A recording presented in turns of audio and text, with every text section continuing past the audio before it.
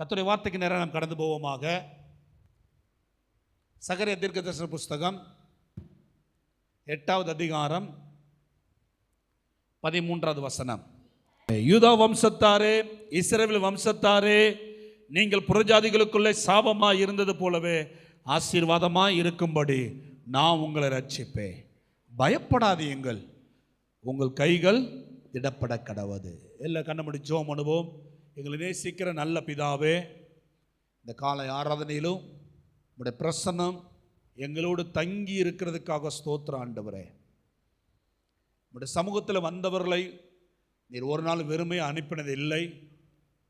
உம்முடைய வார்த்தைக்கு நேராக வந்திருக்கிற உம்முடைய ஜனங்களை உம்முடைய மன்னாவினால் போஷியும், இந்த மன்னாவினால் திருப்தியாக்கும். இந்த ஜனத்துக்கு தேவையான வார்த்தை பரலோகத்திலிருந்து கர்த்தர் அனுப்பி நிறைவே ஆசீர்வதிக்க நான் ஜெபிக்கிறேன். ஒவ்வொருவரோடு பேசும் ஆண்டவரே, உம்மால் என்று எங்களால் எதுவும் செய்ய முடியாது. உன்னதமான உம்முடைய கிருபை எங்களை தாங்கி நடத்துவதாக. இயேசுவின் நாமத்தில் பிதாவே, ஆமென். கடந்த 2 வாரமாக கர்த்தர் நம்மோடு பேசிக்கொண்டு வருகிறார். ஆசீர்வாதமாய் இருக்கும்படி நான் உங்களை ரட்சிக்கிறேன். ஆசீர்வாதமாய் இருக்கும்படி நான் உங்களை விடுவிக்கிறேன். கர்த்தர் சாபத்தை ஆசீர்வாதமாக திருப்புகிறவர். சாபமான ஒரு வாழ்க்கையை கர்த்தருக்கு நேராக வரும் பொழுது அந்த சாபமான வாழ்க்கை ஆசீர்வாதமாக இருக்கும்படி கர்த்தர் அவர்கள் என்னென்ன செய்யணுமோ அதை எல்லாவற்றையும் ஆண்டவர் நேர்த்தியாய் செய்கிறார். ஆண்டவரை தேடி வந்த பிள்ளைகள் சாப வாழ்க்கையோடு இருக்கக்கூடாது, சாப கிரியைகளோடு இருக்கக்கூடாது, சாபத்தோடு ஒரு குடும்ப வாழ்க்கையை வாழக்கூடாது. குடும்பத்துக்குள்ளே சாபம் இருக்கக்கூடாது, தனிப்பட்ட வாழ்க்கையில சாபம் இருக்கக்கூடாது. நீ உலகத்தில் எப்படி வேணாலும் இருந்துக்கலாம், ஆனால் தெய்வத்துக்கு முன்னாடி வந்துட்டா சாபத்தை ஆசீர்வாதமாக கர்த்தர் திருப்பியே ஆவார். அதை நம்ம கடந்த நாட்களில் கர்த்தர் நம்மோடு பேசினார். இந்த கடந்த வாரத்தில் கர்த்தர் நம்மோடு பேசினது ஆசீர்வாதமாக இருக்கும்படி ஒரு பிள்ளைக்கு கர்த்தர் ஒரு அனுகூலமான அடையாளத்தை கர்த்தர் காண்பிக்கிறார். ஒரு ரட்சிக்கப்பட்ட ஒரு தேவனுடைய பிள்ளை, தெய்வத்தை ஆராதிக்கிற ஒரு பிள்ளை சாபத்திலிருந்து மாத்திரம் விடுதலை அடைவது முக்கியமாக இருந்தாலும் அடுத்த பகுதிக்கு என்னவென்றால் அந்த பிள்ளை இருக்கிற இடத்துல, வாழ்கிற பகுதியிலே, போகிற இடத்திலே, போயிட்டு வர்ற பாதைகளை எல்லாவற்றிலும் மற்றவர்களுக்கு, ஜனத்திற்கு ஆசீர்வாதமாய் தெய்வம் இருக்க பண்ணுகிறார்.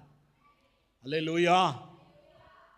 முள்ளாய் இருந்தவர்கள், சாபமாய் இருந்தவர்கள் சாபத்திலிருந்து வெளியே கொண்டு வந்து இப்போ அதே சாபமாய் இருந்தவர்களை, அதே முள்ளாய் இருந்தவர்களை, அதே வேதனையாக இருந்த நபர்களை மற்றவர்களுக்கு ஆசீர்வாதமாய் இருக்க பண்ணுகிற ஒரு தெய்வம் நம்முடைய தெய்வம். அல்லேலூயா. உங்கள் வாழ்க்கை அப்படி பலருக்கு ஆசீர்வாதமாக இருக்குதான்னு பாருங்க. அப்படி இல்லாவிட்டால் தெய்வத்திட்ட ஆண்டவர்கிட்ட கேளுங்க. நான் யாருக்காவது இடைஞ்சலாக இருக்கிறேன், யாருக்காவது பாரமாக இருக்கிறேன்னா என்கிட்ட என்ன பிரச்சனை இருக்குன்னு ஆண்டவர்கிட்ட கேளுங்க. மனம் திரும்பி ஆண்டவரோட ஒப்புரவாகும் பொழுது நீங்கள் மற்றவர்களுக்கு ஆசீர்வாதமாக இருப்பீர்கள். அல்லேலூயா. சம்பவிப்பது இதுதான் சம்பவிக்கும், இதுதான் நடக்கும் கர்த்தர் சொல்லி இருக்கிறாரு. இந்த மாதம் கர்த்தர் இதை நடத்தி காண்பிக்க விரும்புகிறார். ஆண்டவர் சொல்றாரு, என்னுடைய கிரியைகள் இது. சாபத்தை ஆசீர்வாதமாக திருப்புவது, 2வது ஆசீர்வாதமாக இருக்க செய்வது. தெய்வம் இதை செய்யும் பொழுது ஆண்டவர் நம்முடைய ரியாக்ஷனை கர்த்தர் எதிர்பார்க்கிறார். நான் இதை செய்யறதுக்கு ரெடி, ஆனால் உன்னுடைய கிரியைகள் சரியா இருக்க வேண்டும், உன்னுடைய செயல்கள் சரியா இருக்க வேண்டும். ஆண்டவருடைய செயலை நம்முடைய செயல்கள் தடை பண்ணும். கர்த்தர் செய்ய இருக்கிற காரியத்தை, கர்த்தர் ஒரு காரியத்தை நமக்கு செய்ய இருக்க, ஒன்று சாபமாய் மாற்றுவதாக இருக்கலாம், இல்லை ஆசீர்வாதமாக இருப்பதற்கு கர்த்தர் எடுக்கிற முயற்சியாக இருக்கலாம்.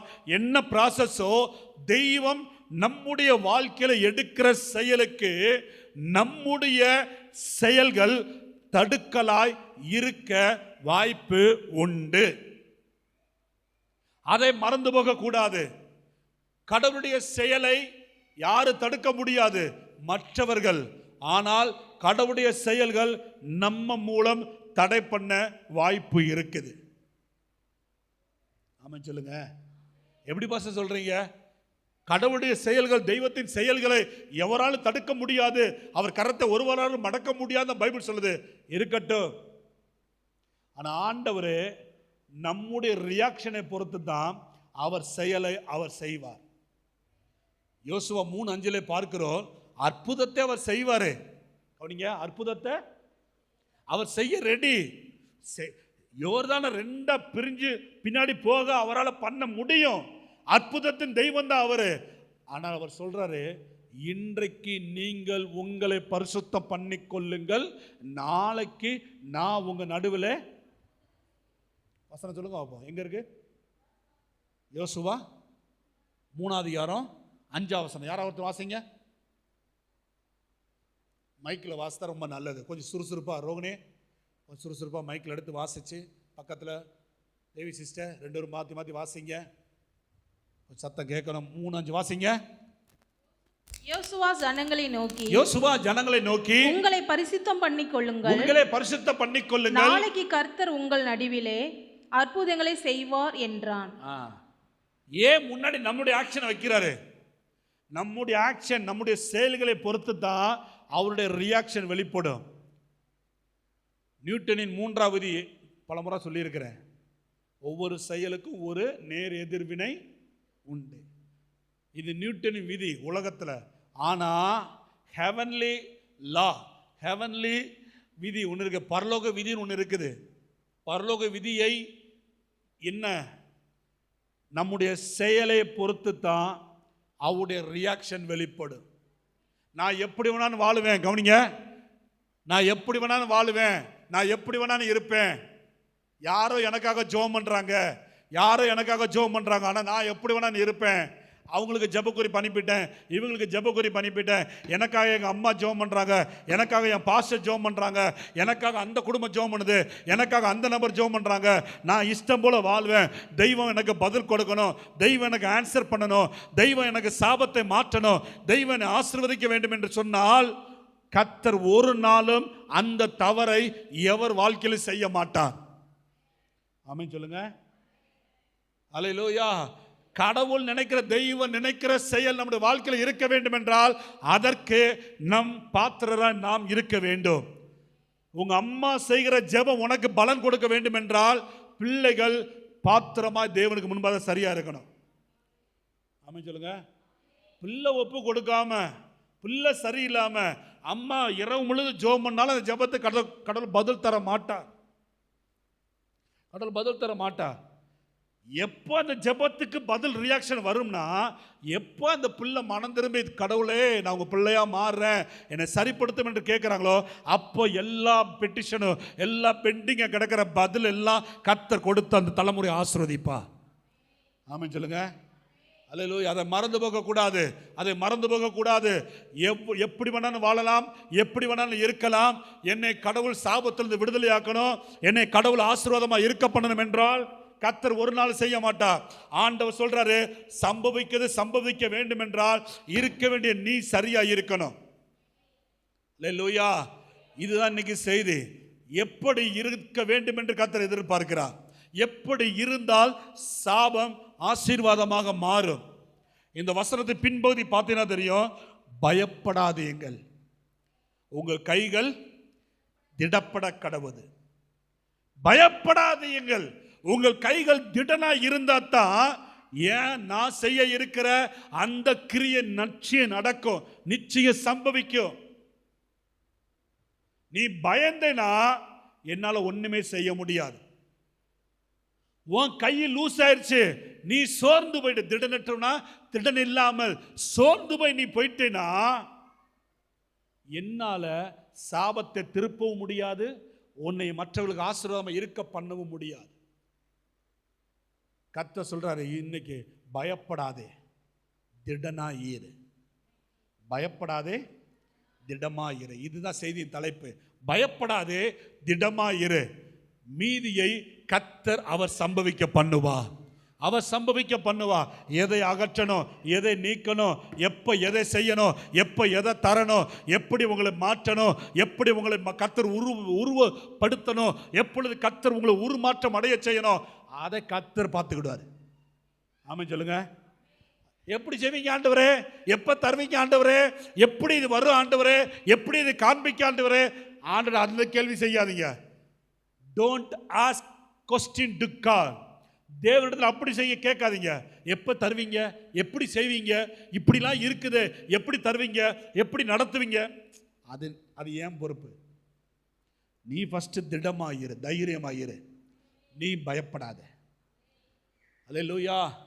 சிறையிருப்பது இஸ்ரவேல் ஜனங்களை வெளியே கொண்டு வர ஒரு செயலை கர்த்தர் செய்யணும்னா, சிறையிலிருந்து வெளியே வர்ற யூதர்கள் கர்த்தர் சொல்ற, பயப்படாம முன்னாடி வாங்கப்பா, தைரியமா இருந்து வெளியே வாங்கப்பா, தைரியமா போங்க, எருசலேமின் அலங்கத்தை கட்டுங்கள், நான் சாபத்தை ஆசீர்வாதமாக திருப்புவேன். அல்லேலூயா. ஒரு விசுவாசி கோழையா இருந்தால் தெய்வத்தின் செயல் தடைபடும். ஒரு விசுவாசி கோழையா இருக்கக்கூடாது. ஒரு விசுவாசி எந்த காரியத்துக்கு பயப்படக்கூடாது, பிரச்சனைகளுக்கு பயப்படக்கூடாது, போராட்டத்துக்கு பயப்படக்கூடாது. கர்த்தர் சொல்ற பயப்படாது. அந்த வசனத்தை கொஞ்சம் தியானிக்க விரும்புகிறேன். பயப்படாது, பயப்படாது. ஒரே ஒரு பயம் மட்டும்தான் நம்முடைய வாழ்க்கையில் இருக்கணும். ஒரே ஒரு பயம் மட்டும்தான் நம்முடைய வாழ்க்கையில் இருக்கணும். அது என்ன பயம்? உபாகமம் 6:13. உபாகமம் புஸ்தகம் 6வது அதிகாரம் 13வது வசனத்தில் வாஸ்து பத்தின தெரியும். இஸ்ரவேலே கேள், தேவனாய் கர்த்தர் ஒருவருக்கே நீ பயந்து ஆராதனை செய்வாயாக. உன் தேவனாக கர்த்தருக்கே பயந்து அவருக்கே ஆராதனை செய்து அவருடைய நாமத்தை நீ துதித்து கொண்டிரு. அவர் ஒருவருக்கே நீ பயந்துரு. வேற எந்த காரியத்துக்கு விசுவாசியை பயப்படக்கூடாது. உபாகமம் 10வது அதிகாரம் 20வது வசனம் வாஸ்து பத்தம் தெரியும். உன் தேவனாகிய கர்த்தருக்கு பயந்து அவரையே பற்றி கொண்டு அவருடைய நாமத்தை கொண்டு, கர்த்தருக்கு பயந்து அவரை சேவித்து அவரை பற்றி கொண்டு அவருடைய நாமத்தை சொல்லுன்னு சொல்றார். அப்போ ஒரு விசுவாசி வாழ்க்கையில் இருக்க வேண்டிய பயம், கடவுளை குறித்த ஒரு பயம் நமக்கு இருக்க வேண்டும். இன்னைக்கு நிறைய பயம் இருக்குது. மனுஷனை குறித்த பயம் இருக்குது, வியாதியை குறித்த பயம் இருக்குது, மரணத்தை குறித்த பயம் இருக்கிறது, குடும்ப காரியத்தை குறித்த பயம் இருக்கிறது. ஏன்? பிள்ளைகளை குறித்தே பெற்றோர் பயந்து போய் கிடக்கிறாங்க. பிள்ளைகளை குறித்த பயந்து, இப்படி இருக்கிறானே இவன் எதிர்காலம் என்ன ஆகுமோ. பிள்ளைகளை குறித்து ஏன் நீங்க பயப்படணும்? பயப்படக்கூடாது, பயப்படக்கூடாது. மனுஷனுக்கு பயப்படாது, அதிகாரிகளுக்கு பயப்படாது. கனம் பண்ணு, மரியாதை செலுத்து. தவறாக புரிந்து கொள்ள, ஏத்து பேச சொல்லல. கனம் பண்ணணும், கடமையை செய்யணும். ஆமென் சொல்லுங்க. அவ்வளவுதான். உலகத்தில் இருக்கிற அதிகாரிக்கு, உலகத்தில் இருக்கிற மனிதனுக்கு ஒரு நாளும் பயம் வரக்கூடாது. ஏதாவது செஞ்சிருவாரோ, ஏதாவது பண்ணிடுவாரோ. அப்படிப்பட்ட ஒரு திகிலு, அப்படிப்பட்ட ஒரு பயம் நம்முடைய வாழ்க்கையில் என்ன செய்யக்கூடாது? இருக்கவே கூடாது, இருக்கவே கூடாது. மனுஷனுக்கு பயப்படுற பயம் என்ன வருவிக்குமா? கண்ணியை வரவிக்கும். நீதிமொழியில் பார்க்கிறோம். அது பிரச்சனையை கொண்டு வரும், பிரச்சனையை கொண்டு வரும். ஏசப்பா சொல்றாரு, இந்த பூமியில் இருக்கும் பொழுது, ஏப்பா மனுஷனுக்கு பயப்படாத, மனுஷனுக்கு என்ன செய்யாத. மத்தேயு சுவிசேஷ புஸ்தகம் 10வது அதிகாரம் 28வது வசனம். மத்தேயு சுவிசேஷ புஸ்தகம் 10வது அதிகாரம் 28வது வசனத்தில் வாஸ்து பார்த்தீங்கன்னா தெரியும். ஆத்துமாவை கொல்ல வல்லவர்களாய் இராமல் சரீரத்தை மாத்திர கொல்லுகிறவர்களுக்கு நீங்கள் பயப்பட வேண்டாம். ஆத்துமாவையும் சரீரத்தையும் நரகத்தில் அழிக்க வல்லவருக்கே. சத்தமா சொல்லுங்க, எதுக்கு யாருக்கு பயப்படணுமா? சும்மா சரீரத்தில் உங்களை பயமுறுத்துகிற அவனுக்கு என்ன செய்யக்கூடாது? பயப்படக்கூடாது. அதனால என்ன செய்ய முடியும்? மிஞ்சி மிஞ்சி போல என்ன செய்ய முடியும்? கடைசி பந்து என்ன செய்ய முடியும்? சாகடிக்க முடியும். அவ்வளவுதான். உச்சக்கட்ட பயமுறுத்துதல் மரணம். ஆனா ஆண்டவர் சொல்றாரு, நரகத்தில் தள்ளுகிற எனக்கு என்ன செய்யணுமா? பயப்படணும். ஆத்மாவையும் சரீரத்தையும் நரகத்திலே அழிக்க வல்லவருக்கே பயப்படுங்கள், வல்லவருக்கே பயப்படுங்கள். அவனால் ஆத்மாவை தொட முடியாது, சரீரத்தை தொட முடியும். உங்கள் அதிகாரிக்கு நீங்க பயப்படக்கூடாது. சொல்லுங்க. எவ்வளவு பெரிய ஆளா இருக்கட்டும், எவ்வளவு பெரிய கொம்பனா இருக்கட்டும், எவ்வளவு பெரிய ஆளா இருக்கட்டும், தப்பா சொல்ற நினைக்காதீங்க. இது விசுவாசிகள் வர்ற மிகப்பெரிய பிரச்சனை. எல்லாரும் பயந்து நடுங்குவாங்க, ஊழ கும்பிட போடுவாங்க, பயந்து நடுங்குவாங்க. ஆனா ஒரு கடவுளை குறித்ததான பயம், தெய்வத்தோடு நெருக்கமாக இருக்கிற ஒரு தெய்வ பிள்ளைக்கு அவனை குறித்து பயம் இருக்காது, மரியாதை இருக்கு. ஹலோ, நல்லா இருக்கீங்களா, வணக்கம் சார், அவ்வளோதான். அப்படி வாழ்றவனுக்கு தான் கர்த்தர் சாபத்தை ஆசீர்வாதமாக மாற்றுவார். ஆமென் சொல்லுங்க. அவர் அனுமதி இல்லாமல் தலையில் இருக்கிற ஒரு முடியவனும் எடுக்க முடியாது. அவர் அனுமதி இல்லாமல் உங்கள் கண்ணை தொட முடியாது. அவர் அனுமதி இல்லாமல் ஒரு ஆயுதம் வாய்க்காதே போகும். எவன் என்ன சதி திட்டம் தீட்டினாலும், எப்பேற்பட்ட திட்டங்கள் உங்களுக்கு ரொம்ப தீட்டினாலும் பயப்படாதீர்கள், அவர் பார்த்துக் கொள்வார். அவர் அனுமதி இல்லாமல் எதுவும் என்ன செய்யாது, நடக்காது. கர்த்தருக்கு பயப்படுறவன் வேற யாருக்கும் பயப்படவே மாட்டான். ஆமென், ஆமென் சொல்லுங்க. அல்லேலூயா. கர்த்தருடைய நாமம் மகிமைப்படுவதாக.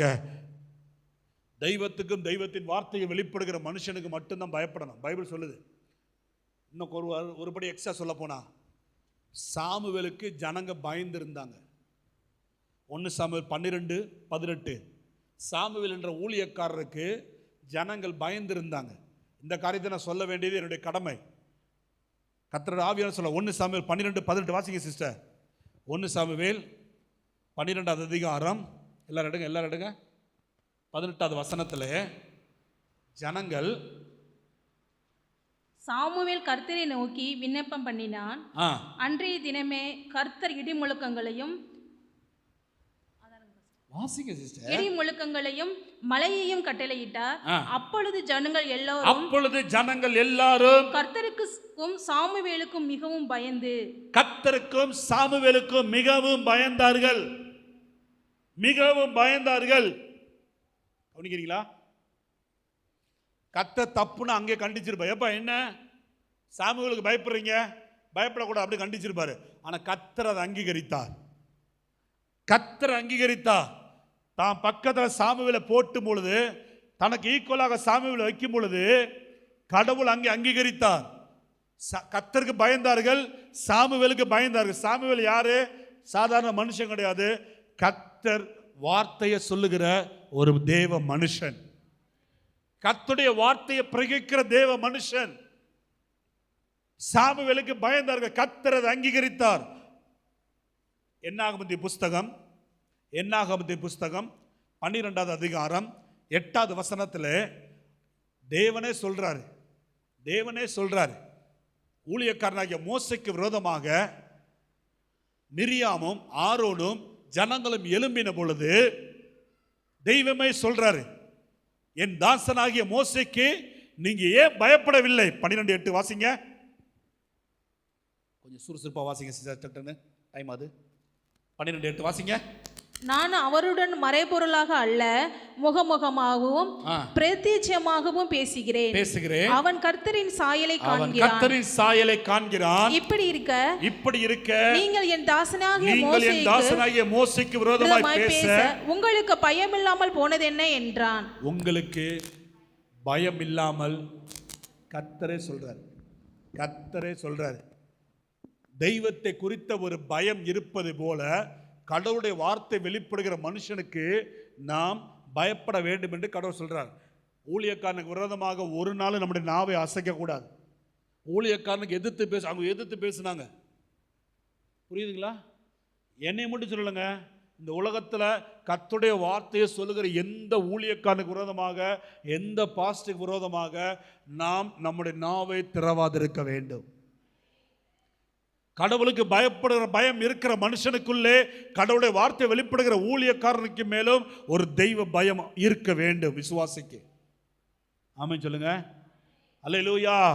விசுவாசிகள் ஊழியக்காரன் கர்த்தருடைய வார்த்தை வெளிப்படுதுன்னா அங்கே கர்த்தர் இருக்கிறார். அப்பனா நிச்சயமாக கர்த்தருக்கு மேல் பயம் அவர்களுக்கு வந்தே ஆக வேண்டும். ஆமென் சொல்லுங்க. அல்லேலூயா. இது ரொம்ப ரொம்ப ரொம்ப முக்கியம், ரொம்ப முக்கியம். கர்த்தர் கழுதையை கனப்படுத்தினார். இயேசு கிறிஸ்து அந்த கழுதை மேலே இருந்தார்.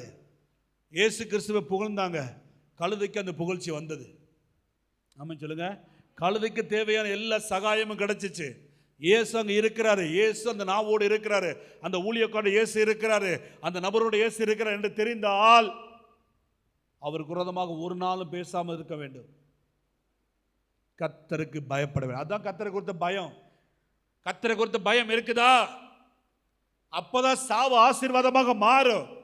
அப்பதான் நீங்கள் மற்றவர்களுக்கு ஆசீர்வாதமாக இருக்க கர்த்தர் பண்ணுவார். கர்த்தருடைய நாமம் மகிமைப்படுவதாக. ஆமென் சொல்லுங்க. அல்லேலூயா. பயப்படாதீங்கள், பயப்படாதீங்கள். சிறையிருப்பிலிருந்து வெளியே கொண்டு வருகிற ஜனங்களை குறித்ததாக கர்த்தர் சொல்றாரு. சிறையிருப்பிலிருந்து ஜனங்க வெளியே வர்ற ஜனங்களை குறித்து சொல்றாரு. பயப்படாமல் இருங்கள், பயப்படாமல் இருங்கள், உங்கள் காரியம் நிச்சயமாக நடக்கும். ஆமென் சொல்லுங்க. அல்லேலூயா. கர்த்தருடைய பரிசுத்த நாமம் மகிமைப்படுவதாக. இதனுடைய பின்னணி உங்களுக்கு நன்றாகவே தெரியும், நன்றாகவே தெரியும். கவனிங்க, ஏன் இவ்வளோ ஸ்ட்ராங்காக இருக்க சொல்கிறாரு, ஏன் பயப்படக்கூடாது? ஏன்னா பெரிய காரியத்தை செய்ய போகிறார். தெய்வம் ஒரு பெரிய காரியத்தை செய்ய போகிறார். அந்த பெரிய காரியத்துக்கு இவங்க பயந்துடக்கூடாது, இவங்க சோர்ந்து போயிடக்கூடாதுன்னு சொல்லி தான் அவர் உன்னிப்பாக அந்த வார்த்தையை சொல்லிக்கிட்டே இருக்கிறார். உன்னிப்பாக சொல்கிறாரு. இஸ்ரவேல் ஜனங்கள் ஏற்கனவே கடந்த வாரம் சொன்னது போல 70 வருஷம் பாபிலோனில் அடிமைப்பட்டு கிடக்கிறார்கள். 70 வருஷம் உள்ளே இருக்கிறாங்க. உள்ளே இருக்கிற இஸ்ரவேல் ஜனங்கள் 586 உள்ளே போகிறாங்க, 536 வெளியே வர்றாங்க. சில பேர் சொல்கிறாங்க 606 வெளியே வராங்க. 70 வருஷம் கணக்கு பண்ணிக்கோங்க. 70 வருஷம் சிறையிருப்பிலிருந்து வெளியே வந்து இப்போ இடிஞ்சு கிடக்கிற தேவாலயத்தை அவர்கள் கட்ட வேண்டும். ஏன்னா பாபிலோன் ராஜா ஆலயத்தை இடிச்சு எல்லாத்தையும் அள்ளிட்டு போயிட்டான். ஆலயம் இடிஞ்சு கிடக்குது. இப்போ இந்த ஆலயத்தை இடிஞ்சு கிடக்கிற ஒரு ஆலயத்தை கர்த்தர் அவர்களுக்கு மூலமாக கட்ட வேண்டும். கர்த்தருக்கு ஒரு ஆலயம் கட்டப்பட வேண்டும். இடிஞ்சு போனது மறுபடியும் கட்டி எழுப்பப்பட வேண்டும். அப்படிப்பட்ட ஒரு சூழ்நிலையிலே, ஒண்ணுமே இல்லாத ஒரு சூழ்நிலையிலே ஒன்றை கர்த்தர் உருவாக்க வேண்டும் என்றால் ஜனத்தின் வாழ்க்கையிலே வேற எந்த பயமும் இருக்கக்கூடாது. கடவுள் மேல் மாத்திரம் பயம் இருக்க வேண்டும். வேற எதை குறித்து சோர்ந்து போக கூடாது. கைகள் திடமா இருக்கப்பட வேண்டும். ஆமென் சொல்லுங்க. அல்லேலூயா. உறுதியா இருங்கள், உறுதியா இருங்கள். கர்த்தர் சொல்றாரு, உறுதியா இருங்கள். கர்த்தர் ஆலயத்தை கட்டி எழுப்புவார். கர்த்தருடைய பரிசுத்த நாமம் மகிமைப்படுவதாக. உங்க கையை தளர்ந்து போக விட்டுறாதீங்க. ரொம்ப சோர்ந்து போய் சில விசுவாசிகள் ஆரம்பத்தில் இருந்த உற்சாகம் இப்ப இல்லை, ஆரம்பத்தில் இருந்த வேகம் இப்ப இல்லை. நம்ம ஆண்டவர் தானே, நம்ம சபை தானே, நம்ம பைபிள் தானே, நம்ம ஜெபம் தானே, நம்ம பார்க்காததா அப்படின்னு சொல்லி உறுதியாக இருந்த விசுவாசிகள் இன்னைக்கு தளர்ந்து போய் கிடக்கிறார்கள். ஆரம்பத்தில் அழுது அழுது ஆராதித்தவர்கள், அழுது அழுது ஜெபித்தவர்கள் இப்போ வர வர எப்படி ஆறாங்க தெரியுமா?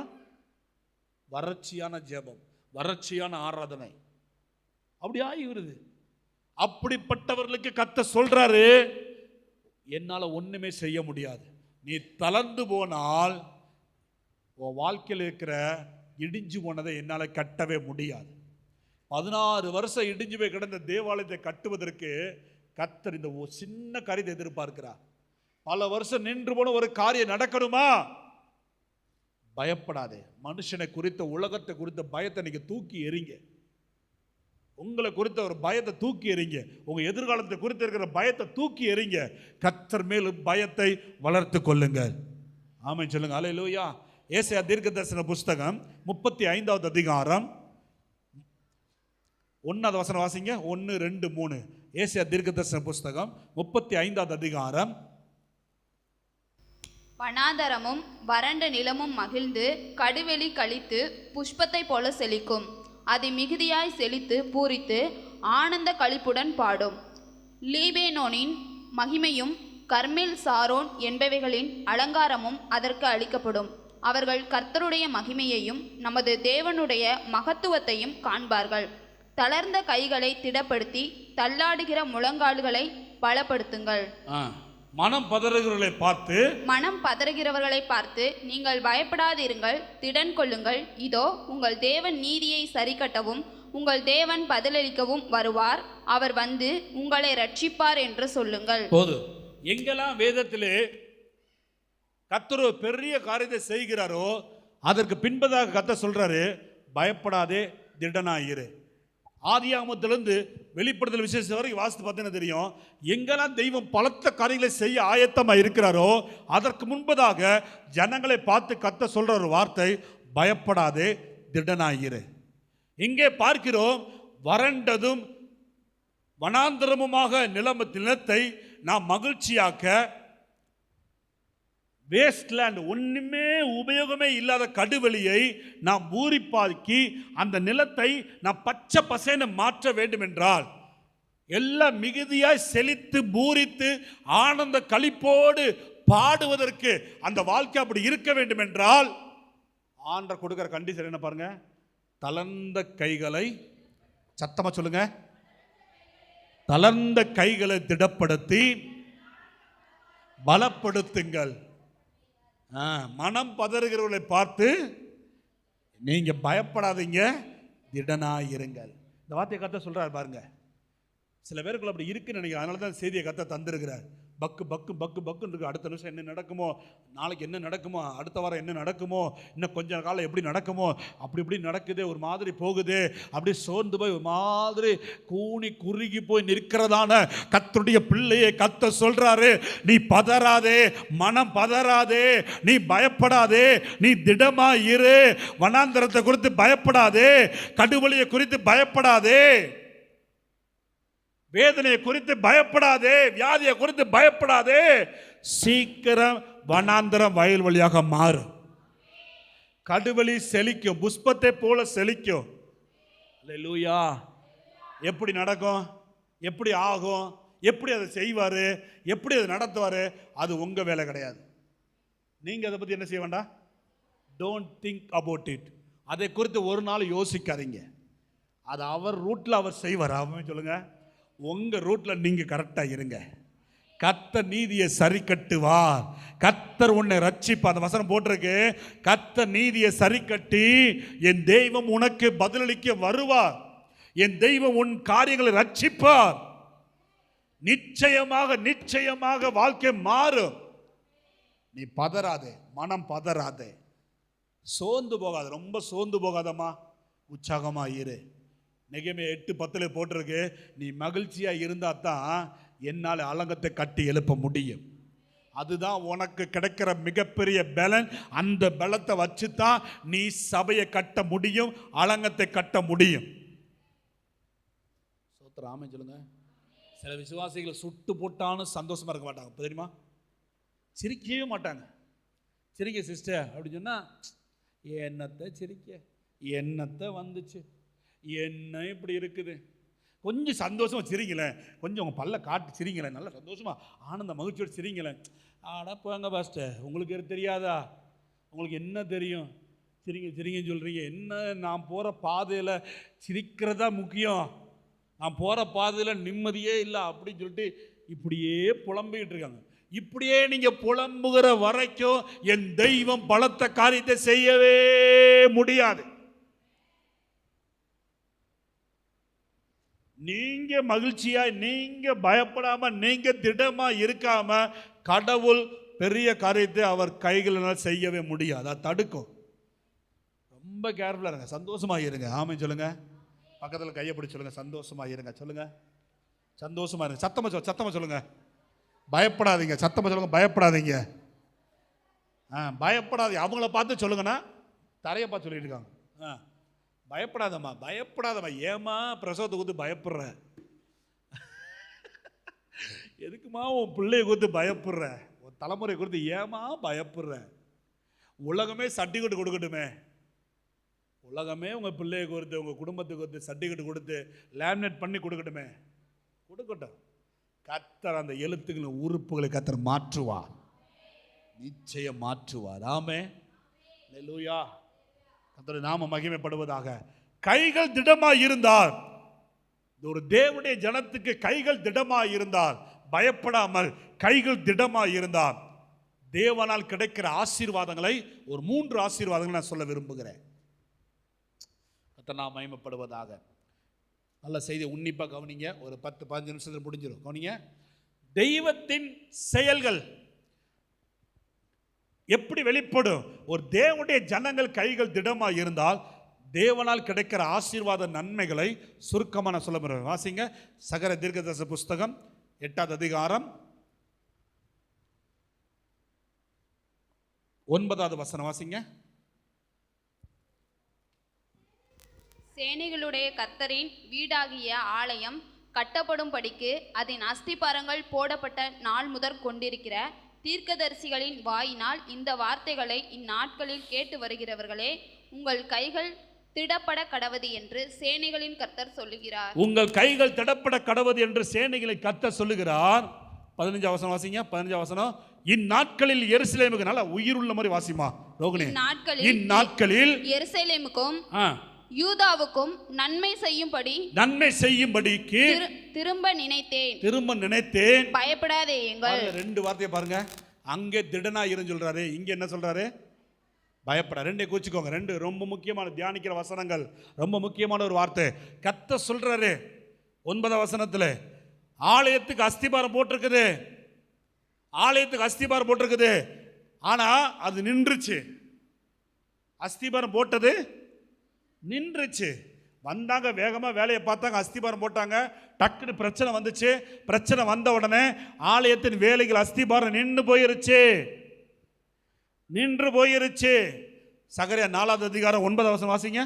சகரியா 4:1. இந்த பின்னணியத்தை நான் உங்களுக்கு சொல்ல விரும்புகிறேன். சகரியா 4:9 வாசிங்க. செருபாபேலின் கைகள் இந்த ஆலயத்துக்கு அஸ்திபாரம் போட்டது. ஆலயத்துக்கு அஸ்திபாரம் போட்டது யாரு? யாரு? சிறையிருப்பிலிருந்து ஒரு கூட்டம் வெளியே வந்துச்சு. அதுல ஒவ்வொரு நபரை நான் சொல்றேன், கவனிங்க. செருபாபேல் அதுல ஒரு ஆளு. செருபாபேல் ஒரு ஆளு. ஆகாய், சகரியா இவங்களாம் வந்து பிரதான ஆசாரியர்கள், தீர்க்கதரிசிகள். செருபாபேலே ஒரு லீடர், தலைவர். அவர் மூலமாக முதலாக வெளியே வந்தவங்க ஆலயத்துக்கு அஸ்திபாரம் போடுறாங்க. கிமு 536 586 உள்ள போனவங்க 536 வந்து அஸ்திபாரத்தை முதல் முறையா போடுறாங்க. போட்ட உடனே எதிர்ப்பு வந்துருச்சு. ஆலயத்துக்கு அஸ்திபாரம் போட்ட உடனே அங்க இருக்கிறதான புறஜாதிகள் மூலமாக, யூதர்கள் மூலமாக எப்படி சர்ச்சை கட்டலாம், எப்படி ஆலயத்தை கட்டலாம் என்று சொல்லி அவர்கள் எதிர்த்தார்கள். இது எங்கே பார்க்கிறோம்? எஸ்ரா தீர்க்கதரிசன புஸ்தகம். எஸ்ரா புஸ்தகம் 4ஆம் அதிகாரம் 4, 5, 24 இந்த வசனம் வாஸ்து பார்த்தா தெரியும். எஸ்ராவில் பார்த்தீங்கன்னா தெரியும். அங்கே எதிர்ப்பு வருகிறது. யூதர்களுக்கு எதிர்ப்பு வந்து வேலைகள் தடைபட்டு அஸ்திபாரத்தோடு யூதர்கள் நின்று விட்டார்கள். ஒரு கர்த்தருடைய வேலைகளை நீங்கள் ஆரம்பிக்கும் பொழுது, கர்த்தருடைய காரியத்தை கர்த்தருடைய மகிமைக்காக ஆரம்பிக்கும் பொழுது பிசாசு அதை தடுப்பான். ஆமென், அல்லேலூயா. தடுக்கிறதை வச்சு உடனே ஐயோ இவ்வளவு நாள் இந்த பிரச்சனை வரல, இன்னைக்கு தான் இந்த பிரச்சனை வருது, இன்னைக்கு தான் இந்த முயற்சி எடுத்தேன், இன்னைக்கு தான் இந்த பிரச்சனை வருது, தயவு செய்து இனிமேல் இதை செய்ய மாட்டேன்னு சொல்லி அந்த வேலையை நீங்கள் நிறுத்திவிடக் கூடாது. இதுவரை நீங்க ஜெபம் பண்ணல, ஒரு பிரச்சனையை பார்க்கல. கவனிங்க, இதுவரை நீங்க ஜெபம் பண்ணல, பிசாசு உங்களை டிஸ்டர்ப் பண்ணவே மாட்டான்.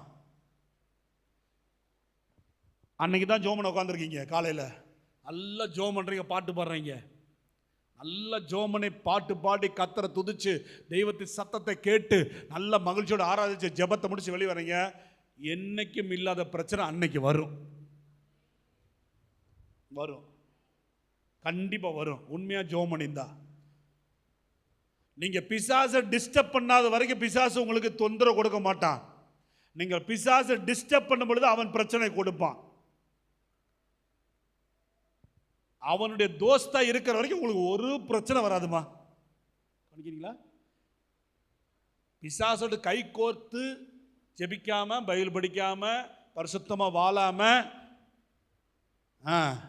செல்போனே என் மேய்ப்பன், செல்போன் இருக்கிற வரைக்கும் நான் ஒரு நாளும் சார்ஜ் குறைய விட மாட்டேன், பணமே என் மேய்ப்பன், பணம் இருக்கிற வரைக்கும் ஒரு நாளும் கவலைப்பட மாட்டேன், என்னை நடத்தும், பாத்ரூமுக்குள்ள செல்ஃபோன் கொண்டு போவேன், பெட்ரூமில் செல்ஃபோன் கொண்டு போவேன், கிச்சனுக்கு செல்ஃபோன் கொண்டு போவேன், ரோட்டில் செல்ஃபோன் கொண்டு போவேன், அது என்னை புல்லுள்ள இடம் நடப்பது போல என்னை நடத்தும்.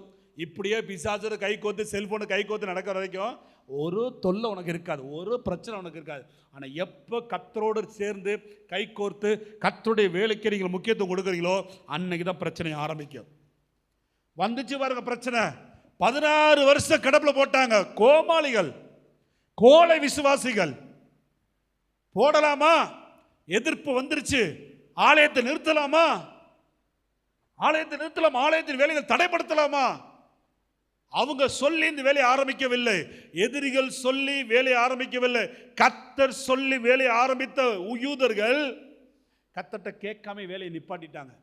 கர்த்தர் பார்த்தாரு, சரி பண்ணுவாங்க பார்த்தா 16 வருஷம் கிடப்பில் போட்டாங்க. கிடப்பில் போட்டவுடனே கர்த்தருக்கு வந்துச்சு பாருங்க கோபம். கர்த்தருக்கு வந்துச்சு பாருங்க கோபம். அவர் பயங்கரமாக கடிந்து கொள்கிறார்.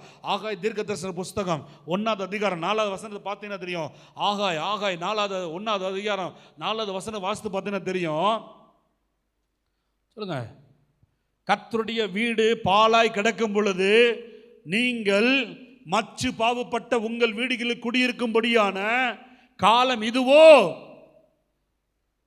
இப்பொழுது கர்த்தருடைய சேனைகளை கர்த்தர் சொல்லுகிறார், உங்கள் வழிகளை சிந்தித்து பாருங்கள். கர்த்தர் கடிந்து கொள்றாரு. என்னையா இப்படி ஆக்கிட்டீங்க? கர்த்தருடைய சபை பாழாய் கிடக்குது. அவன் நல்லா புடிச்சிட்டு குடிச்சு வீட்டில் சுகமா இருக்கிறீங்க. இது நியாயமா? இது நல்லதா? கர்த்தர் கடிந்து கொள்ளுகிறார். கர்த்தருக்கு நேராய் திரும்புங்கள். கர்த்தருக்கு நேராய் வாங்க. கர்த்தர் அறைக்கோல் விடுக்கிறார். ஆகாய் மூலமாக உடனே எல்லாரும் மனம் திரும்பி, கவனிங்க, எல்லாரும் மனம் திரும்பி அப்படியே வர்றாங்க. அப்போ வரும்போது தான் சகரியா 8:9 பார்க்கிறோம். உறுதியாக இருக்க கர்த்தர் மறுபடியும் வாக்கு கொடுக்கிறார். கர்த்தருடைய செயல் கெடுத்துக்கிட்டு உலகத்தில் நீங்கள் எவ்வளோ பெரிய செயல்கள் செஞ்சாலும் கர்த்தர் கடிந்து கொள்வார். கர்த்தரை கண்டுக்கிடாம, தெய்வத்தை முக்கியப்படுத்தாம, தெய்வத்தின் காரியத்தை முக்கியப்படுத்தாமல் உலகத்தில் நீங்கள் எவ்வளவு பெரிய சாதனையாளராக இருந்தாலும், உலகத்தில் நீங்கள் எவ்வளவு சாதிக்கிற ஒரு மனுஷனாக இருந்தாலும், உலகத்தில் எவ்வளவு பெரிய கோடீஸ்வரனாக இருந்தாலும் தெய்வம் சொல்றாரு, கர்த்தர் கடிந்து கொள்ளுகிறார். இதுவா காலம்? என்னுடைய வீடு பாழாய் கிடக்க நீங்கள் மாடி வீடை கட்டிக்கிட்டு சுகமா இருக்கிறதுக்கு இதுவா காலம்? மனம் திரும்புங்கள். அப்படி இல்லாவிட்டால் நான் எல்லாவற்றிலும் கையை வைப்பேன். 6ஆம் வசனம் போட்டிருக்கு, நீங்க திரளா விதைப்பீங்க, கொஞ்சமா அறுப்பீங்க. நீங்க சாப்பிடுவீங்க, திருப்தி அடைய மாட்டீங்க. நீங்க சம்பாதிப்பீங்க, ஒண்ணுமே உங்க கையில் நிற்காது. மனம் திரும்புவதற்கு கர்த்தர் அறைக்கோல் எடுக்கிறார். நல்லா புரிஞ்சுக்கோங்க. அம்மா கவனிங்க, கொஞ்சம் பேரா இருக்கிறீங்க, கர்த்தருடைய வார்த்தையை கவனிங்க, திவ்யமா கவனிங்க. கர்த்தருக்கு பிரியம் இல்லாமல் உலக மனுஷனுக்கு பிரியமாய் வாழ்ந்தால் தெய்வம் கடிந்து கொள்வார். கர்த்தருடைய காரியத்தில் கண்ணும் கருத்துமாய் இல்லாமல் உலகத்தில் காரியத்தில் கண்ணும் கருத்துமாய் இருந்தால் தெய்வம் கடிந்து கொள்ளும். தெய்வத்தை கோபப்படுத்துகிற விஷயம் அதுதான். தெய்வத்தை கோபப்படுத்துகிற விஷயம் அதுதான். ஃபார் எக்ஸாம்பிள் படிக்கிற பிள்ளைய சொல்றேன், 8 மணி நேரம் ஸ்கூல்ல சின்சியரா படிக்கிறீங்க, தப்பு கிடையாது. கண்ட புஸ்தகத்தெல்லாம் படிக்கிறீங்க, கண்ட புஸ்தகம் சப்ஜெக்ட் ஒரு 10 சப்ஜெக்ட் இருக்குமாப்பா? 10 சப்ஜெக்ட் இருக்குமா? 10 சப்ஜெக்ட் பக்கம் பக்கமா படிக்கிறீங்க, பக்கம் பக்கமா மனப்பாடம் பண்றீங்க, கொஸ்டின் பேராகிராஃபா மனப்பாடம் பண்றீங்க. அதெல்லாம் ஓகே. ஆவிக்குரிய வாழ்க்கைக்கு கர்த்தர் கொடுத்த ஒரே புஸ்தகம் இந்த தெய்வத்தின் வேதாகமத்தை எத்தனை முறை பெறட்டுறோம், எத்தனை பக்கத்தை படிக்கிறோம், எத்தனை வசனத்தை மனப்பாடம் பண்றோம். இப்படி இருக்கிற வாழ்க்கையை கர்த்தர் கடிந்து கொள்வார். மனுஷன்ட்ட மணிக்கணக்கா பேசுறீங்க, மணிக்கணக்காய் ஊர் சுத்துறோம், மணிக்கணக்காய் வேலை செய்கிறோம். ஆனா தெய்வத்தின் சமூகத்தில் 1 மணி நேரம் உட்கார்ந்து ஜெபிப்பதற்கு நேரம் இல்லை. தெய்வம் பார்க்கிறார். இதுவா காலம்? வீடு பாழாய் போய் கிடக்குது, ஆவிக்குரிய வாழ்க்கை பாழாய் போய் கிடக்குது, ஆத்துமா பாழாய் போய் கிடக்குது. உன் சரீரத்தை மினுக்குன்னு வச்சுக்கிற, உள்ளகிற மனுஷன் மெலிஞ்சு போய் கிடக்கிறான். உள்ளகிற மனுஷனுக்கு சோறு போடல, உள்ளகிற மனுஷனை கவனிக்கல, உள்ளகிற ஆத்மாவை கண்டுக்கல. அவன் தான் பரலோகம் வரப்போறான். அவனை நரகத்தில் தள்ளிட்டு இந்த சரீரத்தை மேம்படுத்தி கொண்டு சுகமாய் வாழ்வதற்கு இதுவாய் காலம். ஆண்டவர் சொல்றாரு, நீ உன் வாழ்க்கையை சரிபடுத்திக்கொள். கர்த்தர் செய்ய போகிற காரியம் பெரிய காரியம். பெரிய காரியத்துக்கு முன்பதாக இந்த காரியத்தை கர்த்தர் சரிபடுத்த சொல்றார். யூதர்கள் இந்த கோழைத்தனமான காரியத்தை செய்தார்கள். ஆகவே அவர்களை கடிந்து கொண்டு அவர்கள் சரிப்படுத்துகிறார். சரிப்படுத்தி மறுபடியும் அவர்கள் ஆலயத்தை கட்டி முடிக்கிறார்கள். எஸ்ரா 6:14-15 பார்த்தீங்கன்னா தெரியும். மறுபடியுமாக நின்று போன ஆலயத்தின் வேலைகளை மனம் திரும்பி அவர்கள் கட்டி ஆலயத்தை பிரதிஷ்டை பண்ணிட்டாங்க. 516 ஆலயத்தை பிரதிஷ்டை பண்ணி அவங்க சிறையிருப்பின் வாழ்க்கை மாறிவிட்டது. சோத்திரம், ஆமென் சொல்லுங்க. இப்போ உங்களுக்கு சப்ஜெக்ட் புரிஞ்சிருக்கும். இந்த சகரியாவில் என்ன கத்த சொல்ல வர்றாரு, இந்த தீர்க்கதரிசன புஸ்தகத்தில் என்ன சொல்ல வர்றாரு. நின்று போன ஆலயத்தின் வேலை நடக்கணும், அதுக்காக ஜனங்களை ஆயத்தப்படுத்துகிறாரு, சரிப்படுத்துகிறாரு. அவங்க சரிப்படுத்திட்டாங்க. சரிப்படுத்துற உடனே கத்த சொன்னபடியாகவே எருசலேமுக்கும் யூதாவுக்கும் கத்த திரும்பவும் நன்மைகளை செய்தார். தெய்வம் நமக்கு நன்மை செய்ய வேண்டும் என்றால் தளர்ந்து போன நம்முடைய கைகள் திடப்படணும்.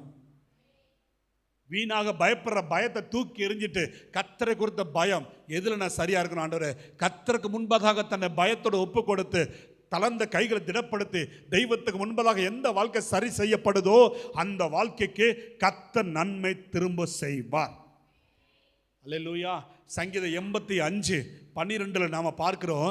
சங்கீதம் 85:12 வாசிங்க. 85:12 சங்கீதம் 85:12 எல்லாருக்கும் தெரியுது. கர்த்தர் நன்மையானதை தருவார், நம்முடைய தேசமும் தன் பலனை கொடுக்கும். கர்த்தர் நன்மையானதை தருவார், நன்மையானதை கர்த்தர் தருவார். 1 வசனம் பார்த்தீங்கன்னா தெரியும். கர்த்தர் சீயோனின் சிறையிருப்பை கர்த்தர் திருப்ப விரும்புகிறார். சீயோனின் சிறையிருப்பு 85:1 பார்த்தீங்கன்னா தெரியும். கர்த்தர் யாக்கோபின் சிறையிருப்பை என்ன பண்றாரா, திருப்பினார். 4 6 வரை வாஸ்து பந்தம் தெரியும். கர்த்தர் உயிர்ப்பிக்க அவங்க ஒப்பு கொடுக்கிறாங்க. மறுபடியும் எங்க மேல இருக்கிற உம்முடைய கோபத்தை ஆற பண்ணி திரும்பவும் எங்களை உயிர்ப்பிங்க ஆண்டவரே, நாங்க செத்து போய் கிடக்கிறோம், சரியில்லாமல் கிடக்கிறோம், உமக்கு விரோதமா பாவம் செய்து விழுந்து போய் கிடக்கிறோம், எங்கள் சிறையிருப்பை மாற்ற வேண்டும் ஆண்டவரே. புரியுதா வசனம்? புரியுதா? கவனிங்க. கர்த்தர் அநேகருக்கு இங்கு நன்மை செய்ய விரும்புகிறார். உங்கள் சிறையிருப்பின் அனுபவத்திலிருந்து மாறுறதன் நன்மை, உங்கள் கட்டப்பட்டிருக்கிற அனுபவத்திலிருந்து மாறுறதன் நன்மை, உங்கள் சாபத்திலிருந்து வெளியே வர்றதன் நன்மை. நீங்கள் இதுவரை மற்றவங்களுக்கு முள்ளா இருக்கிறீங்க, மற்றவங்களுக்கு வேதனையா இருக்கிறீங்க, உங்களால் யாருக்கும் பிரயோஜனமே இல்லை, எல்லாருக்கும் நீங்கள் வெறுப்பான ஒரு மனுஷனா இருக்கிறீங்க. உங்களை கர்த்தர் ஆசீர்வாதமாக இருக்க செய்து உங்களை கர்த்தர் உயிர்ப்பிப்பது தான் தெய்வம் உங்களுக்கு செய்கிற மிகப்பெரிய நன்மை.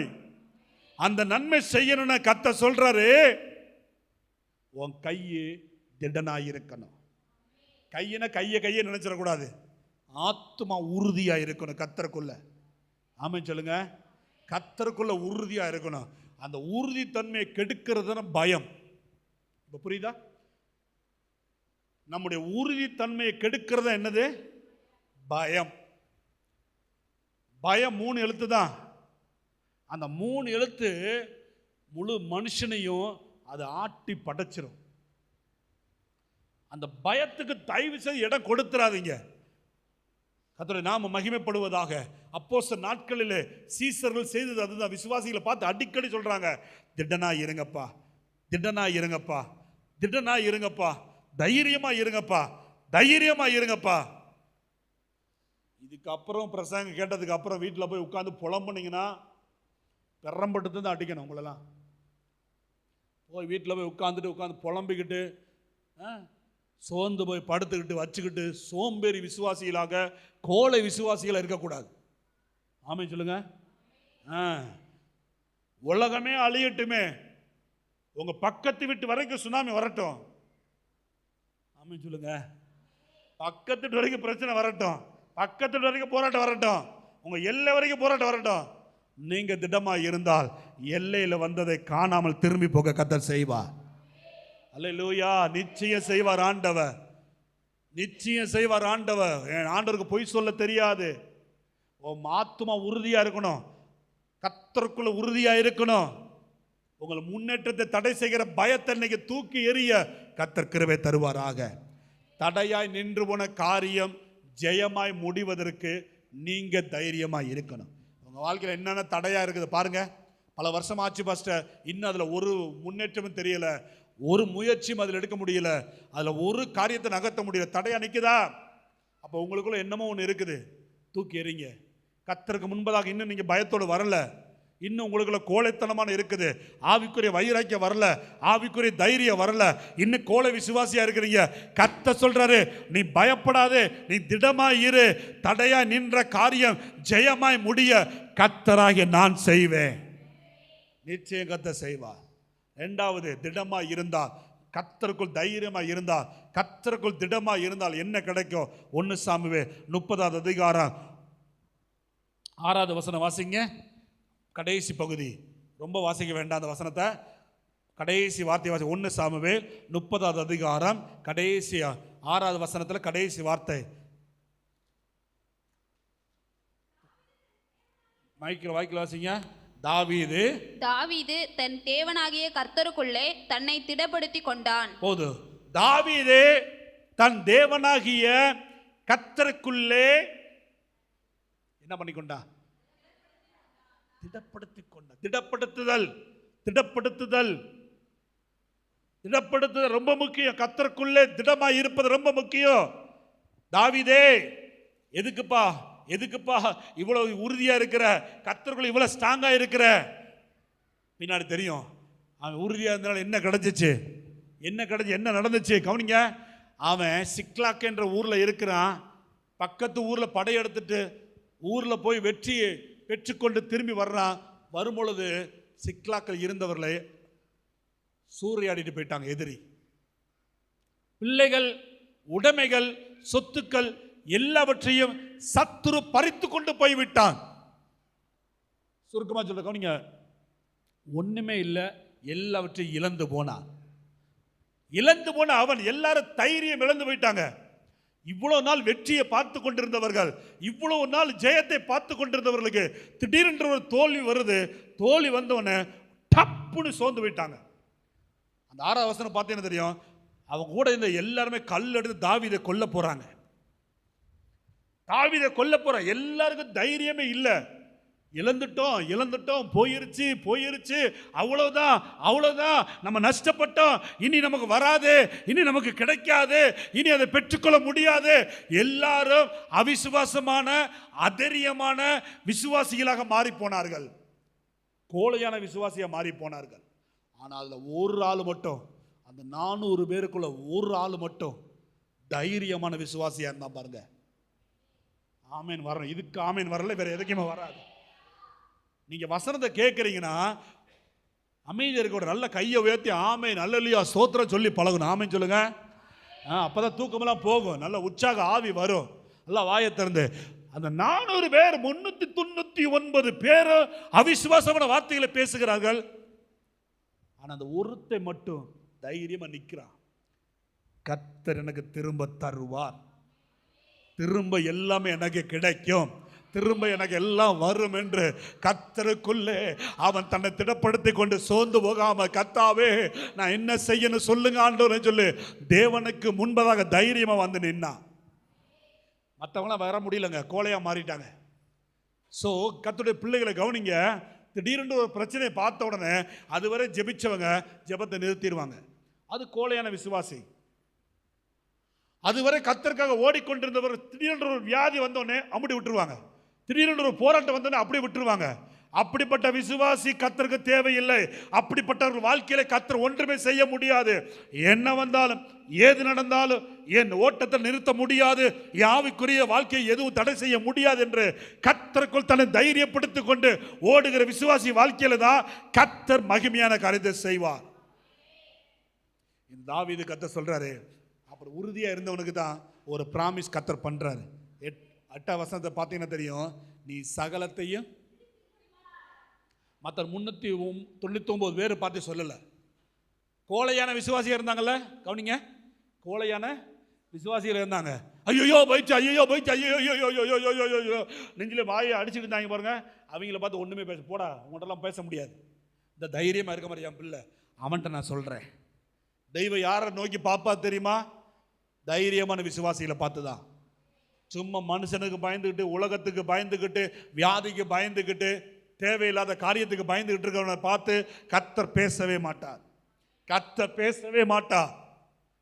கர்த்தருக்கு முன்பதாக தைரியமா இருக்கிற விசுவாசிகளை பார்த்து தான் கர்த்தர் பேசுகிறார். நீ சகலத்தையும் நீங்க தைரியமான விசுவாசியா இருந்தா, ஆவிக்கிற வாழ்க்கையில் தைரியமா திடமா இருந்தா, இழந்ததை திரும்ப பெற்றுக்கொள்வீர்கள். இழந்ததை திரும்ப. கடந்த நாட்கள் என்ன இழந்து எனக்கு தெரியாது. கர்த்தர் சொல்றேன், ஏதோ இழந்து நிற்கிறீங்க, நல்லா தெரியுது. ஏதோ இழந்துட்டீங்க, உங்கள் குடும்பத்தில் ஏதோ இழந்து நிற்கிறீங்க, உங்கள் வாழ்க்கையில் தனிப்பட்ட வாழ்க்கையில் ஏதோ இழந்து நிற்கிறீங்க. Right, okay. இழந்ததை குறித்து ஒரு நாள் முறுமுறுக்காதீங்க, போனதை குறித்து ஒரு நாள் கவலைப்படாதீங்க. கர்த்தர்கள் தைரியமாக இருங்க. கர்த்தர் எனக்காக யாவையும் செய்து முடிப்பார். அப்படி இருந்துச்சுன்னா கர்த்தர் நிச்சயம் செய்து முடிச்சார் ஆண்டவர். அல்லேலூயா. கர்த்தருடைய பரிசுத்த நாமம் மகிமைப்படுவதாக. லூக்கா சுவிசேஷ புஸ்தகம் 8வது அதிகாரம் 41வது வசனம் வாசிங்க. லூக்கா சுவிசேஷ புஸ்தகம் 8வது அதிகாரம் 41வது வசனம் வாசிங்க. படக்குன்னு எடுத்து கடக்குன்னு வாசிங்க. அப்பொழுது ஜெப ஆலய தலைவனாகிய யவீரு என்னும் பேருள்ள ஒருவன் வந்து இயேசுவின் பாதத்தில் விழுந்து 12 வயதுள்ள தன்னுடைய ஒரே குமாரத்தி மரண அவஸ்தையாய் இருந்தபடியால் தன் வீட்டிற்கு வரும்படி அவரை வேண்டிக் கொண்டான். போதும், இந்த சம்பவம் உங்களுக்கு தெரியும், அதனால எடுக்க சொன்னேன். 12 வயது மகள் வியாதிப்பட்டு கிடக்கிறாள். இந்த பாஸ்டர் வந்து கேட்கிறாரு, ஏசப்பா என் பிள்ளைய வந்து என்ன செய்யுங்க, சுகமாக்குங்க, சுகமாக்குங்க அப்படின்னு கேட்கும் பொழுது கவனிங்க, ஏசப்பா ஒத்துக்கிட்டு வர்றேன், உன் வீட்டுக்கு ஜோம் பண்ண நான் வர்றேன்னு சொல்றாரு. வரும் பொழுது ஆண்டவே ப்ராசஸில் போகும் பொழுது ஒரு அம்மா வர்றா, வியாதியஸ்தர ஒரு அம்மா. அந்த அம்மா வந்து கவனிங்க, பெரும்பாடுள்ள ஸ்திரீ, 12 வருஷம் பெரும்பாடுள்ள ஸ்திரீ. இயேசு தொடுறா, சுகம் பெறுது, இயேசு பேசுகிறா, கால தாமதமாகுது. கவனிங்க, இவனும் துரிதப்படுத்திக்கிட்டு இருக்கிறான், ஏசப்பா சீக்கிரம் வாங்க, சீக்கிரம் வாங்க, சீக்கிரம் வாங்க, என் மகள் சாகிற கண்டிஷனில் இருக்கிற, சீக்கிரம். நம்ம என்னைக்கு துரிதப்படுத்துகிறோமோ அன்னைக்கு தான் கர்த்தர் டிலே பண்ணுவார். புரியலையோ? ஆண்டவரை துரிதப்படுத்தவே கூடாது. நீங்க என்னைக்கு ஆண்டவரை துரிதப்படுத்துறீங்களோ அன்னைக்கு தான் ஆண்டவர் ரொம்ப ஸ்லோவாக்குவார்.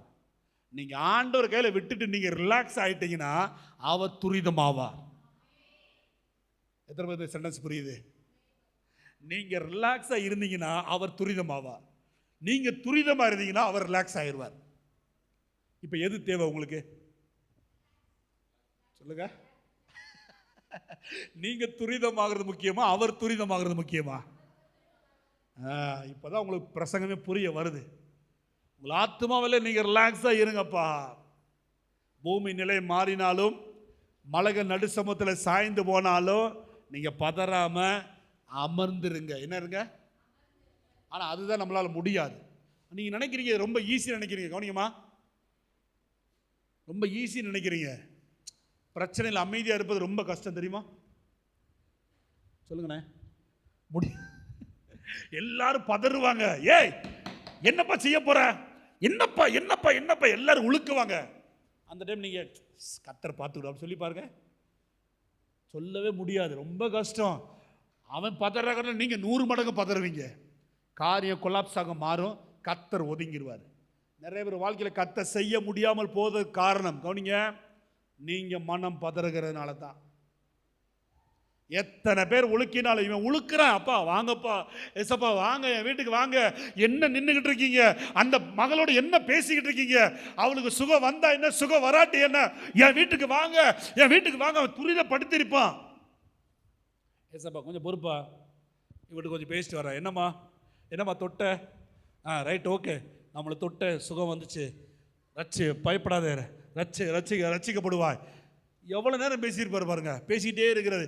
இவன் உள்ளத்தில் படபடத்திருக்கும், ஐயோ ஐயோ ஐயோ என் பிள்ளை செத்துருமே, என் பிள்ளை செத்துருமே, என் பிள்ளை செத்துருமே, படபடக்குது, படபடத்துட்டே இருக்குது. சரிப்பா வீட்டுக்கு போ, அதுதானே அப்போதான் சொல்லிக்கிட்டு இருக்கிறான், வீட்டுக்கு வாங்க ஐயா, துரிதப்படுத்தியிருப்பான். வர்ற வழியில் இவன் பதறிக்கிட்டு இருப்பான், ஐயோ வேகமாக நடக்க மாட்டேங்காரு, வேகமாக வர மாட்டேங்காரு, இந்த நேரம் பார்த்து ரொம்ப ஸ்லோவாக வர்றாரு, என்னென்ன சொல்லியிருப்பான் பாருங்க. வரும் பொழுது அவன் வீட்டிலேருந்து ஒரு மனுஷன் வர்றான். கவனிங்கம்மா,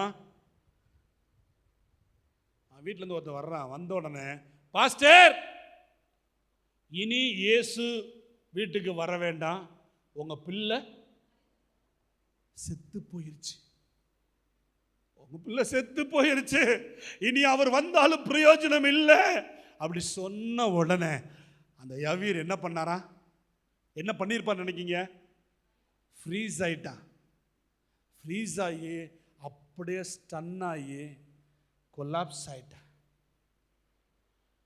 படத்துக்கிட்டு இருந்த அவனை ஆண்டவர் ரிலாக்ஸ் பண்ண வச்சார். ஏன் தெரியுமா? அவன் துரிதமாக ஒரு காரியத்தை செய்யணும். ஆமாம் சொல்லுங்க. புரியுது? அப்போ புரியுது. அவன் ஃப்ரீஸ் ஆகிட்டான். அவ்வளோதான் ஆண்டவரை, இனி அவ்வளோதான், முடியாது. ஷப்பா பலனில்லப்பா ஆண்டவரே, ஸ்தோத்திர ஆண்டவரே அப்படின்னு நீங்கள் அமைதியை இருக்கிற வரைக்கும் அவர் கையை கட்டி அமைதியை நிற்பார். இப்போ இவன் ஃப்ரீஸ் ஆகிட்டான். பிள்ளை செத்துருச்சா? இது தானே அப்போதே சொன்னேன், நான் வந்திருக்கலாம் சொன்னேன்ல, செத்து போச்சே அப்படி கொலாப்ஸ் ஆகிட்டு. சரி போங்க ஆண்டவரே அப்படி திரும்பி இருப்பான். கர்த்தர் கையை வச்சு சொல்கிறார், பயப்படாதே. அந்த வசனம் வாசிங்க சிஸ்டர், அந்த வசனம் வாசிங்க. இயேசு அதை கேட்டு, பயப்படாதே, விசுவாசம் உள்ளவனாயிரு, அப்பொழுது அவள் ரட்சிக்கப்படுவாள் என்றார். அவள் ரட்சிக்கப்படுவாள். புரியுதா? அவன் தைரியம் இழந்துட்டான். இனி நடந்த வேஸ்ட், இவர் வந்த வேஸ்ட் நினைச்சிட்டு அவன் தைரியம் இழந்துட்டான். அவனை பார்த்து சொல்றாரு, பயப்படாதே, திடமாயிரு. விசுவாசம் என்ன அர்த்தம்? Be strong. திடமாயிருப்பா. உன் பிள்ளை மறுபடியும் வருவா. மறுபடியும் இழந்துட்டா, இனியானதை வருவது. நீ திடமா இருந்தா திரும்ப வருவா. ஆமான்னு சொல்லுங்க. அவன் ஃப்ரீஸ் ஆகிட்டு அவன் ஒன் மாதிரி ஆகிட்டான். ரைட் ஆண்டவரே, நான் துரிதப்படுத்த விரும்பல, நீ என்ன செய்றீங்களோ செய்யுங்க ஆண்டவரே அப்படின்னு அவன் வேகம் குறைஞ்ச உடனே தான் கர்த்தர் தம்முடைய செயலை வேகப்படுத்துகிறார். நிறைய விசுவாசிக போய் முட்டி திரும்பி வந்துட்டீங்க. அங்கே போனால் இது நடந்துடாது, இங்கே போனால் இது நடந்துடாதா, அவங்கள பார்த்தா இது இவங்களை பார்த்தா இது நடந்துடாதா, இதை செஞ்சால் இது நடந்தா, இதை செஞ்சால் இது நடந்துடாதா, இத்தனை நாள் ஃபாஸ்டிங் பண்ண இது நடந்துடா, இத்தனை நாள் ஃபாஸ்டிங் பண்ண. நீங்கள் துரிதமாக செயல்பட்டீங்க, நல்லது தான். கொஞ்சம் ரிலாக்ஸாக நீங்கள் உட்காருங்க. அதுக்காக ஜெபிக்காமல் விட்டுறக்கூடாது, நம்பிக்கை இழந்து விட்டுறக்கூடாது. நீங்கள் ரிலாக்ஸாக கர்த்தருடைய சமூகத்தில் இருங்க. கர்த்தர் தம்முடைய வேலையை துரிதப்படுத்துவா. இவன் ரிலாக்ஸ் ஆன உடனே கர்த்தர் துரிதமாக வந்தார். வாங்கப்பா போவான். வேமா வந்தார், வீட்டுக்குள்ள நுழைஞ்சாரு. வந்தார், தலி தாகுமே, சிறு பிள்ளையே எழுந்திரு என்று கையை பிடிச்சு தூக்குனாரு. 55 பாருங்க, 55வது வசனம் வாசிங்க. 8:55 சட்டுன்னு வாசிங்க. அப்பொழுது அவள் உயிர் திரும்ப வந்தது. அப்பொழுது அந்த மகளுடைய உயிர் திரும்ப வந்தது. உடனே அவள் எழுந்திருந்தாள். என்னது? உடனே அவள் எழுந்திருந்தாள். அவளுக்கு ஆகாரம் கொடுக்க கட்டளையிட்டார். போது அந்த பிள்ளை அவங்க அப்பா கையில் என்ன பண்ணிட்டாரா? திரும்ப கொடுத்துட்டார். இந்த பிள்ளைக்கு சோறு விடுங்க சொல்லி திரும்ப கொடுத்துட்டார். இழந்ததை பெற்றுக்கொண்டார். நீ இழந்த சந்தோஷத்தை, இழந்த உறவுகளை, இழந்த மகிழ்ச்சியை, இழந்த பணத்தை, இழந்த மரியாதையை, இழந்த கனத்தை, இழந்த சரீர சுகத்தை நீ திரும்ப பெற்றுக்கொள்ளணும்னா கர்த்தருடைய சமூகத்தில் அமைதியாக உட்காருங்க. ஆமென் சொல்லுங்க. அல்லேலூயா. கர்த்தருடைய நாமம் மகிமைப்படுவதாக. நிறைய உதாரணங்கள் சொல்ல ஆசை, டைம் இல்லை. நீங்கள் ரிலாக்ஸ் ஆனால் தான் அவர் துரிதமாய் காரியத்தை செய்வார். திரும்ப வந்து அவனை எதிர்பார்க்கல. அவன் துரிதமாக இருக்கிற வரைக்கும் பிள்ளை செத்து போய் கிடந்துச்சு.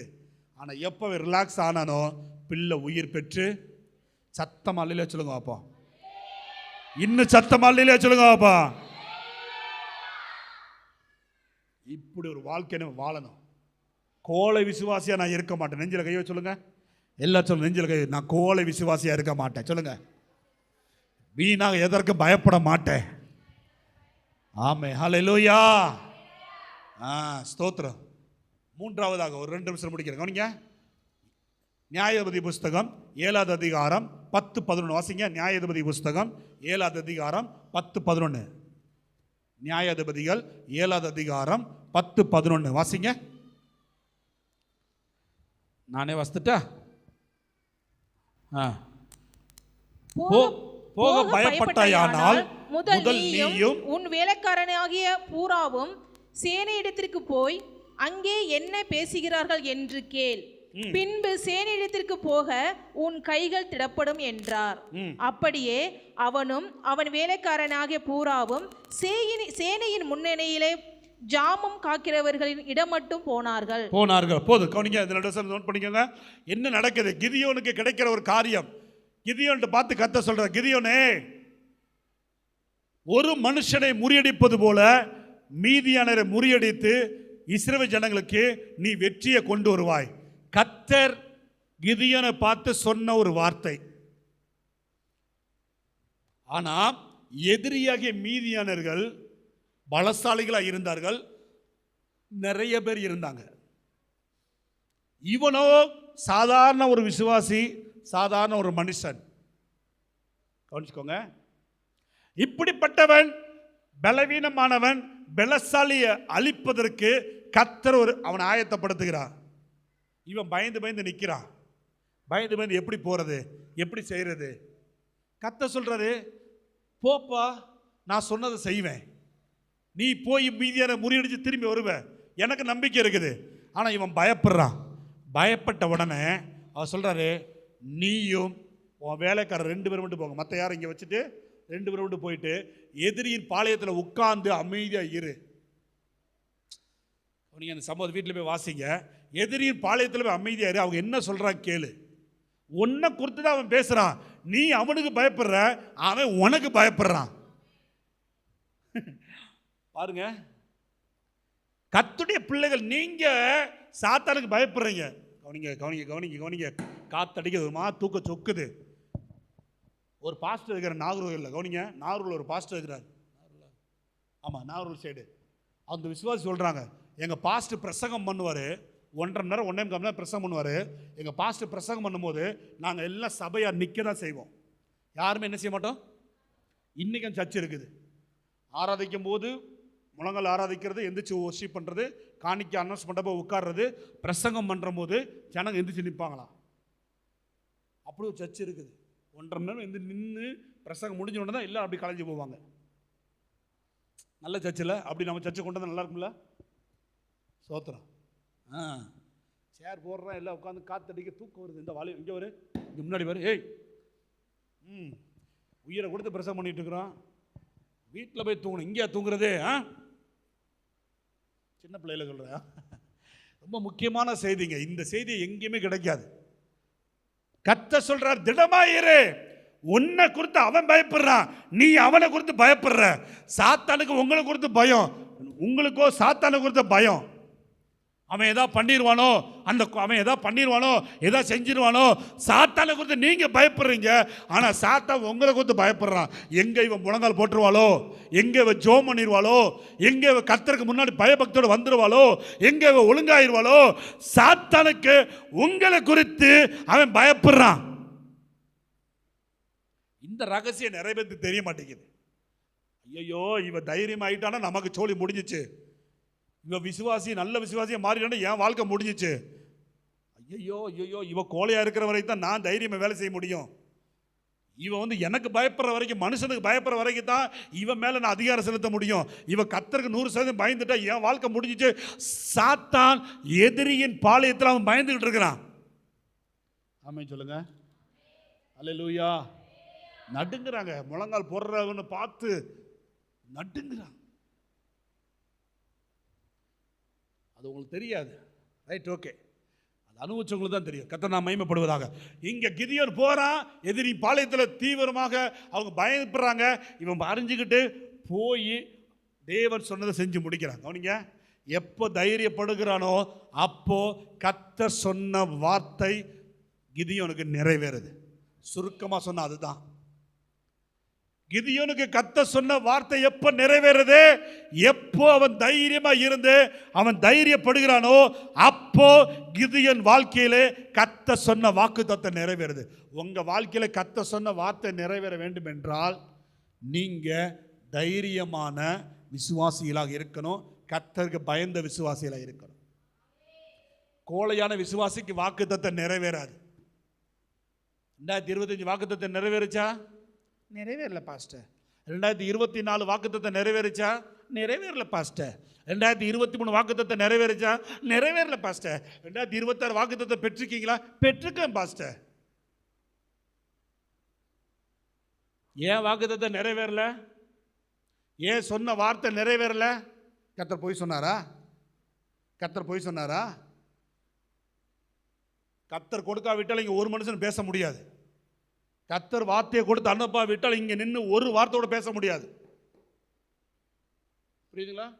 இந்த செய்தியை நானே பார்க்கும்பொழுது எனக்கே ஆச்சரியமா இருக்கும். இப்படிலாம் கர்த்தர் பேசியிருக்காரா? இப்படிலாம் கர்த்தர் பேசியிருக்கா? எனக்கே செய்தி ஆசீர்வாதமாக மாறுது.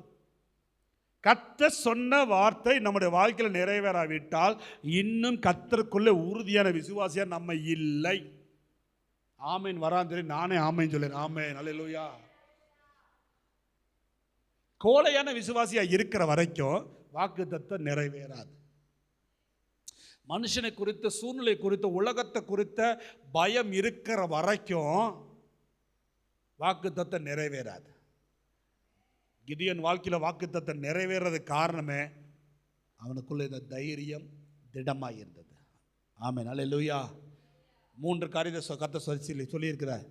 தடையாய் நின்ற காரியம் ஜெயமாய் மாற வேண்டும் என்றால் தைரியமான விசுவாசியாக இருக்கணும். தேவனுக்கு பயப்படுற விசுவாசியாக இருக்கணும். இழந்ததை திரும்ப பெற்றுக்கொள்ள வேண்டும் என்றால் தைரியமான விசுவாசியாக இருக்கணும். கர்த்தருக்கு பயந்த விசுவாசியாக இருக்கணும்.